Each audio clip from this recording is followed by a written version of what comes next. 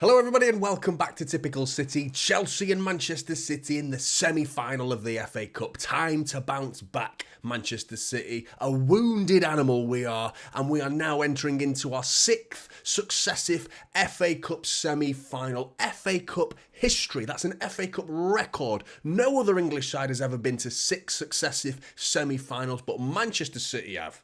You know, that team with no history, apparently. None whatsoever. 18 semi-finals in total, we've won 12 of them. You know, can we get back-to-back FA Cups? Unbelievable. Unbelievable, there's no history, but we are a wounded animal right now. Can we fight back after the disappointment of the Real Madrid game? Chelsea, the last game they played, they won 6-0. Cole Palmer scored 4 goals. There's 2 players I really want to talk about. One that's a very quick conversation, which is Cole Palmer, and the other one, which is a bit more of a long-winded conversation, and that's going to be Erling Haaland. Should he start in this game? Has he been doing enough to warrant another starting position in Manchester City's starting 11 going into this FA Cup semi-final? It's going to be an amazing game, as it has been throughout the season when we've played Chelsea. We're actually undefeated in 8 games against Chelsea, but these last 2 games were proven to be quite costly in terms of the league table at least, because we've dropped 4 points against Chelsea, of which if we'd won those 2 games, and we definitely should have won those 2 games, we were the better side and we allowed Chelsea into the 4-4 at Stamford Bridge, and the game at the Etihad, we dominated the ball. Again, we should be doing better in those games, you know, and those 4 points, the league would be done. We'd have won the league by now. But that's hindsight, and it's an easy thing to look at. But Manchester City, they are that wounded animal. Cole Palmer, let's talk about him first of all, because I think a lot of City fans are saying that City have made a mistake in letting him go. I don't think there was such a thing as City making a mistake. He wanted to leave. He didn't want to be there. If you don't want to be there, we've got to let him go. That's the policy at Manchester City. You know, selling him is not like the choice of Manchester City. Selling him was the choice of Cole Palmer. He wanted to go. A fair play to him. He's doing incredible things. There is no denying that the numbers that he's putting on the board, in fact, the fact that he's equalled Erling Haaland's goal-scoring tally for this season at least. I mean, a lot of those have come from the penalty spot, mind you, but still, there is undeniably a quality player there that City could look back with a little bit of regret. I'm more regretting the price tag now, more than the sale, because you can't own every good player in the world. You know, the fact that he once was at Manchester City is frustrating for City fans. I understand that, but he's a rag. He's a former United fan, well, a current United fan, as he's let us know in his social media. He used to be a United fan. For me, that puts you down a notch in my book in terms of the connection between the player and the club of Manchester City. He spent a lot of time there, but would the Cole Palmer be getting into this Manchester City side right now? You know, ahead of Bernardo Silva. It's easy to say it now. It's easy to say it now. Now he's scoring goals at Chelsea. But there is not a single City fan that would say at the start of the season, even halfway into this season, even after Cole Palmer scored half of the goals that he scored so far, you know, would they be saying, you know, he should play ahead of Bernardo Silva? He should be playing ahead of Phil Foden? Really? You know, now it's like, there's definitely a debate to be had over Doku and the signing, but we're talking about a new player that's just joined, a very different type of player. And the reason we signed Doku is to compensate for the type of chances that's going to get onto that discussion as well, which is Erling Haaland and the types of chances that he's getting this season.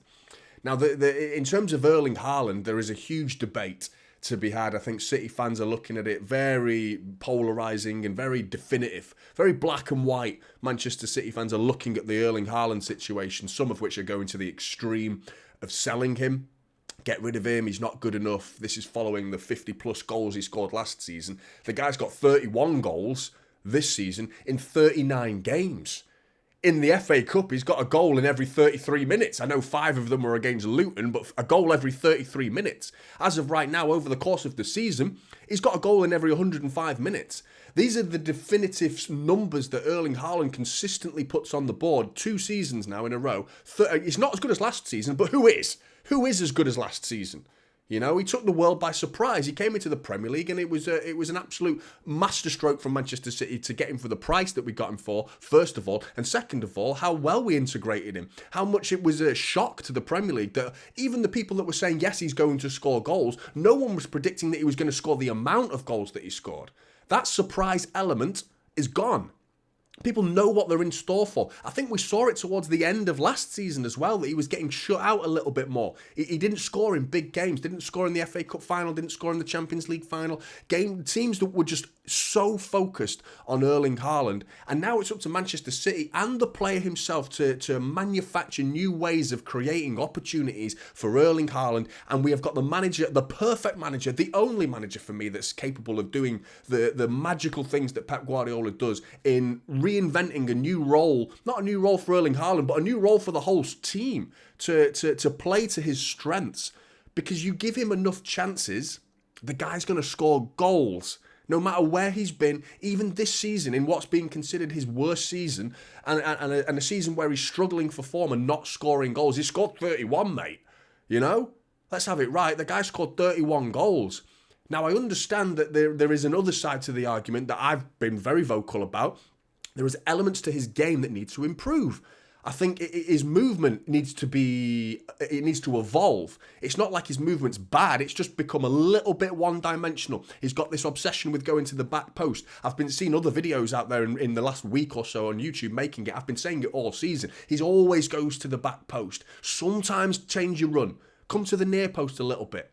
You know, I'll get onto the tactics board in a minute and show you the types of chances that I'm talking about and the reason why we signed Doku. You know, the reason why Doku was brought into this squad and the reason why we've pretty much signed Savio. You know, these players that want to get to the byline, you know, and what side of the pitch is the cross coming from? You know, you got to think about all these little details. I've seen other people talk about City and Haaland in particular and saying the crosses have just got to be better. That's a really basic way of looking at it. That's oversimplifying the problem. You know, and if you oversimplify the problem, you don't get to a solution. To get to the solution, you've got to get into the details, and the details are what define these big moments in games. Now, against Erling Haaland and in defence of those people who are frustrated with Erling Haaland, he has to improve his first touch. He has to improve his hold-up play. Overall, it could be better. It's sometimes very good, and then it's sometimes like, oh, mate, touch of a wardrobe. You know, you've got to do better than that.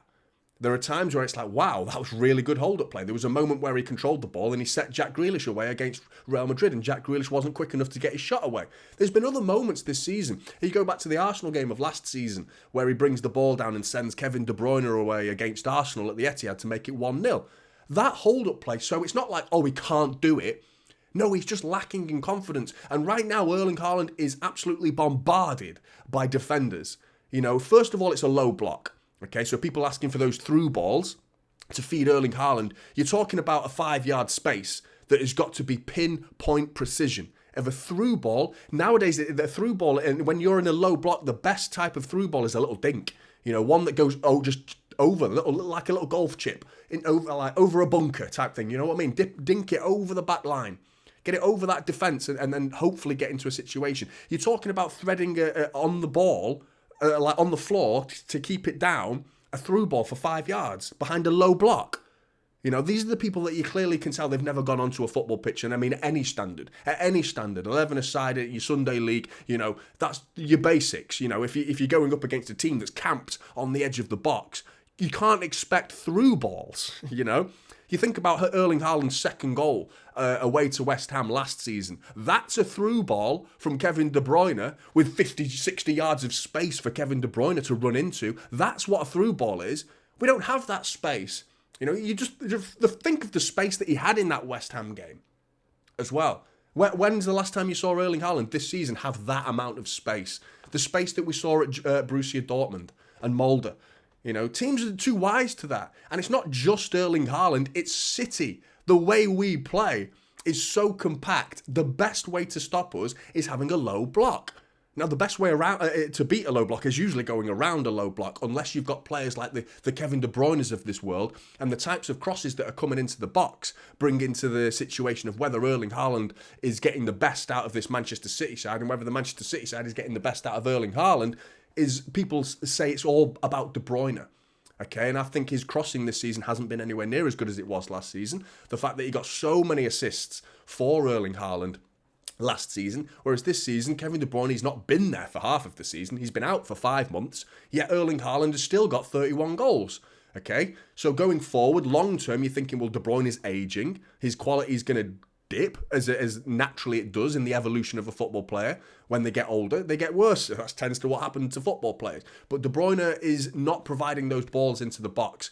Now, where the cross comes from comes into play as well. Is it coming from the right side? Is it coming from the left side? Because we all signed Doku and thought, right, there's our right winger. No, he's been playing on the left all season. His previous clubs, he's predominantly played on the right. Now he's playing on the left for Manchester City more often than not. He's played the odd game on the right, but more often than not on the left. The reason why that is because a player getting to the byline, and the best player in our team, in our squad, at getting to the byline, beating his fullback, is Jeremy Doku. Kevin De Bruyne's equaliser against Real Madrid. What happened? Doku got to the byline, got his cross in, Rudiger fumbled the clearance, De Bruyne smashes it into the net.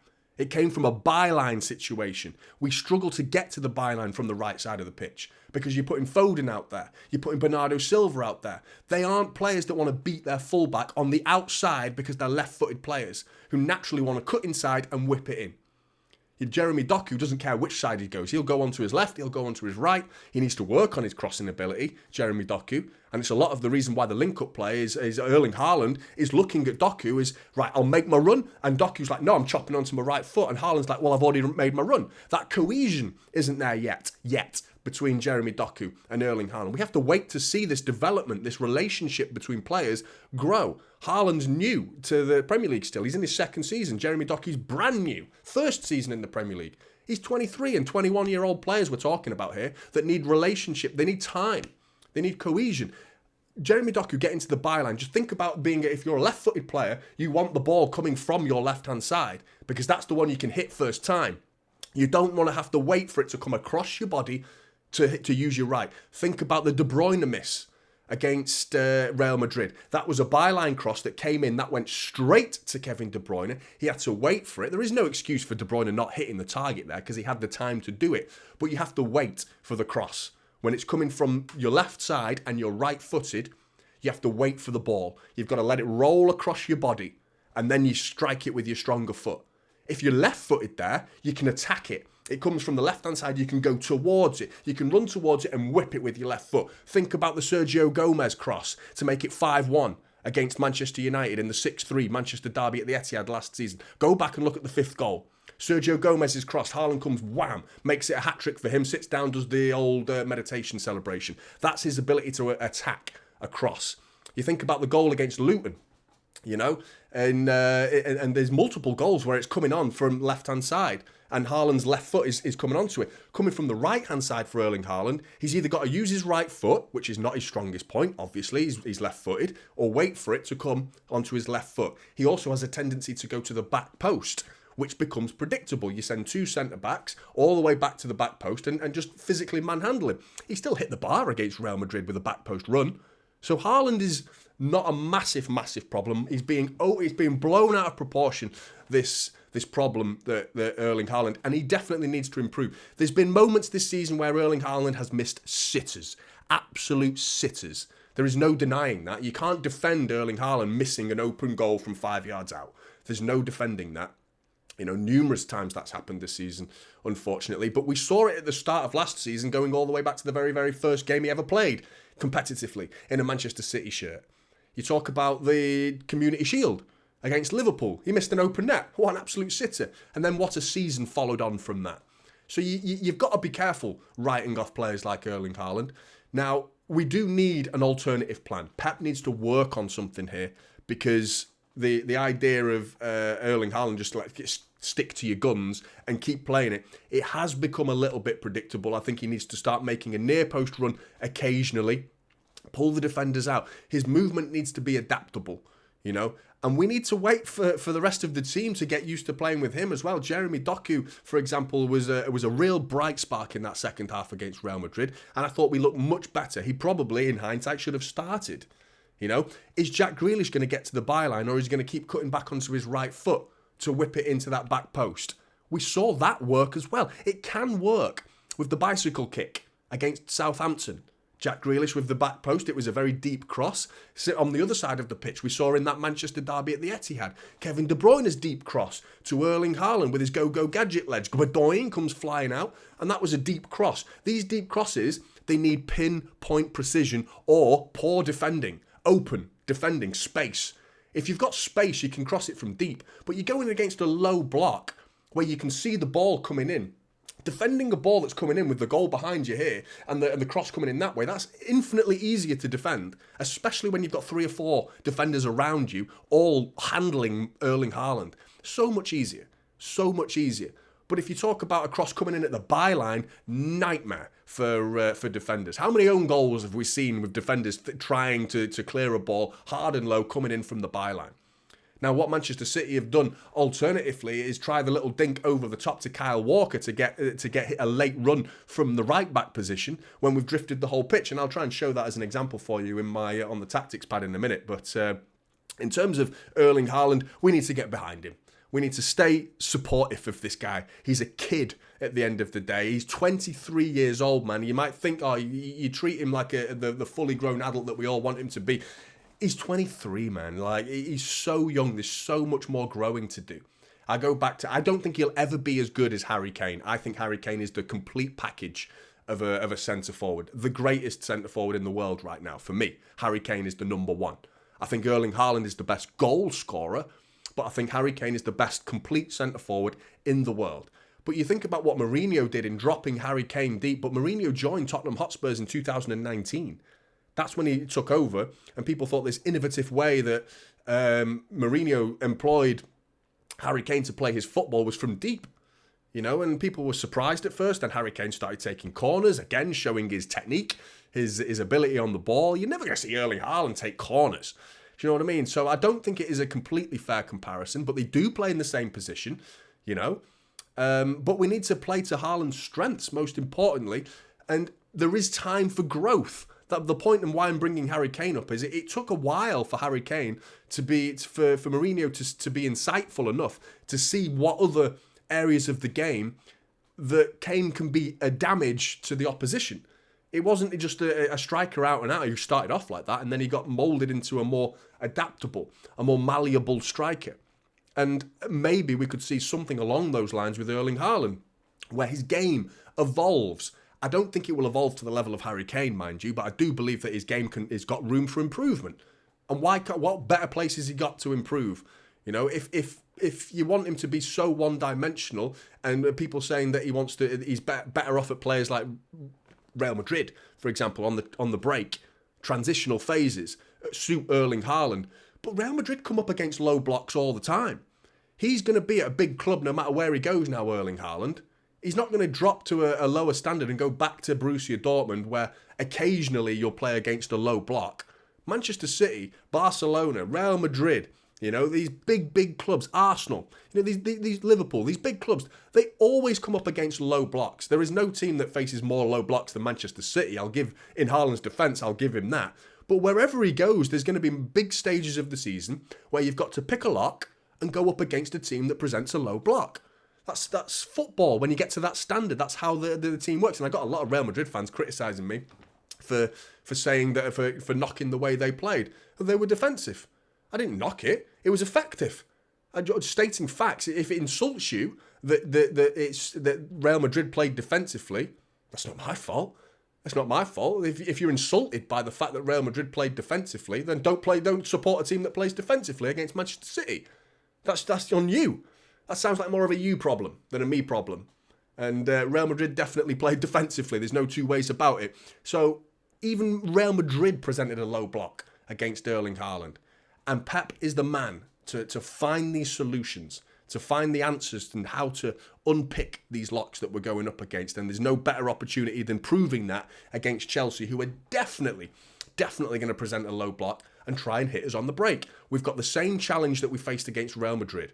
This time against Chelsea, who are much lesser opposition. A few injury concerns for Chelsea, mind you, as well. And factoring in, they've already tasted defeat at Wembley, having already gone to Wembley in the Carabao Cup final and lost Chelsea. So it'll be interesting to see if that, you know, entering into familiar ground, but losing familiar ground for Chelsea can play a part. Because we go to Wembley and more often than not, we do okay. You know, it's become our second home as of late. But it will be really, really interesting to see. Team news, starting with Manchester City, pretty much fully fit squad. But there are players that are going to need a rest, because the reports coming out that Kevin De Bruyne, Erling Haaland and Manuel Akanji, not the reports, it came out of the mouth of Pep Guardiola, those 3 players asked to come off. Now, you can look at that in 2 ways. I've seen people having a go at them, saying, like, why would you ask to come off? You've got to put in the shift. But for me, I think that's sensible. That shows signs of maturity, that if you're feeling it, you're better off coming off the pitch, and for the good of the team. You know, for the good of the momentum for the team. If you feel like you're actually a hindrance to the team and coming off would be a benefit to the team, then I think they made the right decision. Whether that therefore means they're going to play against Chelsea is up for debate, but there's other players like Kyle Walker, who played 120 minutes. He's just back from a hamstring injury, which is notorious for going all of a sudden, especially over long durations of running, like 120 minutes of chasing down Vinicius Jr., for example, of which he did really well in those battles when he had to sprint back, to the point where Vinicius Jr. went off injured himself. So it'll be interesting to see if Walker starts, considering he played 120 minutes. I'm not entirely sure. Chelsea, Reece James, Nkunku, Ugachukwu, Fofana, Romeo Lavia, all out reportedly. Now, late fitness tests for Sterling, Sanchez, Disasi, Enzo Fernandez, and Levi Colwell as well. Sterling was food poisoning. I imagine he's going to be fine. Sanchez might not play anyway because I'm not sure he's the FA Cup goalkeeper. Disasi, I imagine, will be back in. Enzo, I imagine, will be back in. So we're going up against a full strength, almost full strength Chelsea side. Well, the Chelsea side that beat Everton 6-0 comfortably will likely be a similar side to that, maybe with the addition of Sterling and Enzo as well. So it should be an even better, more stronger side. And Chelsea will have the bit between their teeth, considering the fact that they just put 6 past the Premier League opposition. So you'll have to wait and see how strong Chelsea do. But let's start with the Manchester City predicted starting 11. Going to go with Ortega in goal. Now, considering, like I said, 120 minutes from Kyle Walker, I'm going to go with Manuel Akanji in the back 3, with Ruben Diaz in the middle, and Nathan Ake, who's not had a few minutes lately, due a few. He's back, fit, raring to go. Gvardiol's played a lot of football lately. I think Nathan Ake could come in for this one. I've seen a lot of people wanting Rodri to be rested for this game. I don't think so. I mean, do we want to win it or not? Do you know what I mean? Do we want to win this cup or not? You know, we've got to play the guy, man. The guy's so good. He's valuable. I mean, beyond valuable. I don't know. He's just not, he's indispensable. Do you know what I mean? We can't afford to not play Rodri in the FA Cup semi-final and final from this point on.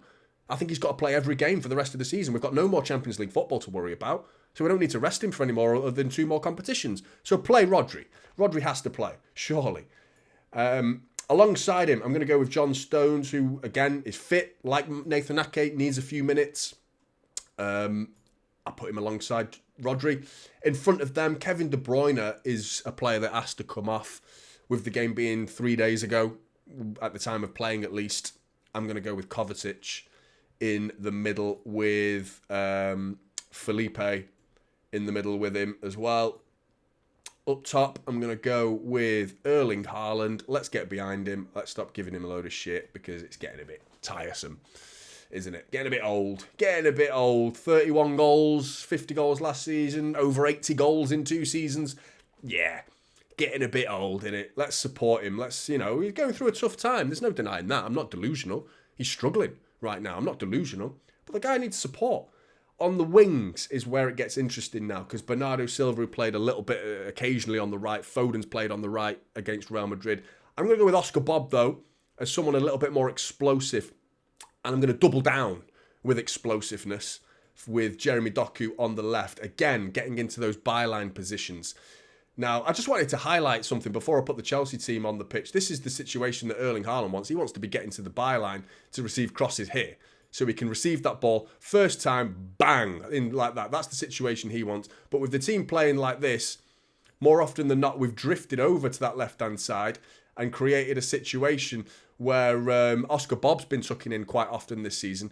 And normally, instead of Manuel Akanji, to pretend this is Kyle Walker, we've seen Foden on the edge of the area, camping on the edge of the area, Oscar Bob tucking inside, and the team and the defence is often being pushed over. And as you can see already, it seems quite lopsided with a big pocket of space over here. Now, Manuel Akanji, normally it's been Kyle Walker, has been drifting in late, holding his width here and then drifting in late. And we've seen Rodri ping one over the top of everybody to Manuel Akanji in this particular example, normally Kyle Walker. Again, getting to the byline, across the face of goal for those crosses. He's more often than not had to head it across the face of goal, but if he can get it onto his foot, he can cushion it down for a tap-in for Erling Haaland. And these are the chances that he wants. He doesn't want the crosses coming in from here. You know, the De Bruynes of this world can do that. De Bruyne can cross a ball from here on the money. But there aren't many players in this world that can do it. There needs to be a space, room for error when it comes to a cross. It can't be perfect every time, and it makes it so much harder coming in from this particular part of the pitch. Crossing from deeper angles like this into a back post position is so hard to get right, just over the head of the centre-back that will be positioned right in front of Erling Haaland, but without going over the head of Erling Haaland as well. An infinitely harder cross to do than it is from getting into a byline position here and hitting it hard and low. Hard and low means just any sort of opportunity. You saw Rodrigo's goal with Vinicius Jr. get into the byline, causing mayhem. Hard and low cross, Kyle Walker struggled to defend it. Hard and low crosses are infinitely harder to deal with. This is what Erling Haaland needs. It's why we signed Doku. It's why we're looking at Savio. It's why we're reverting back to the Leroy Sané Sterling type wingers. It's going to happen. You need to get used to it. Chelsea predicted starting 11. I'm going to go with Petrovic, who's been their cup keeper throughout stages of this season, at least anyway. I'm not convinced in him, by the way, so I think we could be having a few shots against Petrovic and testing him. On the right for Chelsea is Gusto, who's been playing really well lately. He's been really at the start of the season, I wasn't impressed at all. First half of the season. But the last 5 or 6 games, he's been really, really good. Both ends of the pitch. In Reece James's absence as well, mind you. Reece James is quality both ends of the pitch. Gusto's been, it's like Reece James hasn't been missed at all. I think he's been really, really good. So hopefully he doesn't have a good game. I imagine Disasi is going to be okay for this one as well. So I'm going to go with Disasi, Thiago Silva, and I'm going to go with Ben Chilwell, left back. Now, where Cole Palmer plays will depend on whether Enzo Fernandez plays or not. I think that's where the debate for Chelsea's starting 11 comes in, because if Fernandez doesn't play, Cole Palmer will likely be central.